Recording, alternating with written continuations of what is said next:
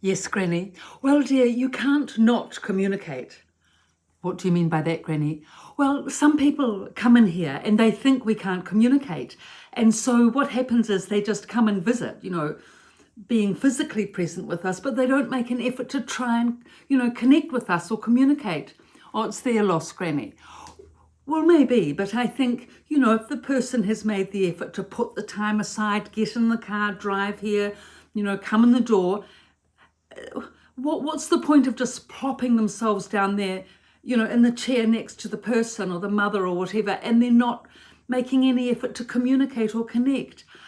I think some people just don't know how to make that effort, Granny, or to put themselves forward, or they just maybe think, go with the flow or whatever. Oh, but you can't go with the flow, dear. I mean, you have to make more of an effort than just going with the flow. I mean, we all have to make an effort here. Just think, if none of us made an effort here, we'd just crumple into a heap and that would be the end of us. We'd just wither up because it takes effort, just getting through the day, the daily grind, the routine, going to every meal, getting dressed, on and on. It just goes all the time and we all have to make an effort. And anyway, in terms of communication, getting back to the original topic, there's lots of different ways of communicating here.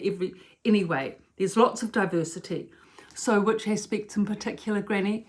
Well, there's a lot of non-verbal people here. That's the modern term. We used to say they just couldn't speak. But the man across the way, oh yes, that lovely tall gentleman, the former architect, yes, he's very dignified.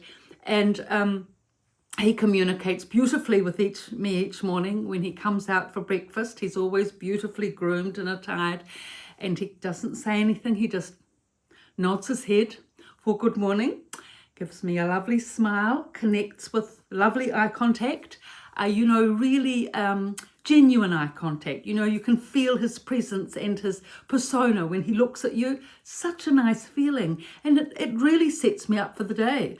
I mean, it's far better than any other greeting than anyone else gives me, and I totally treasure it.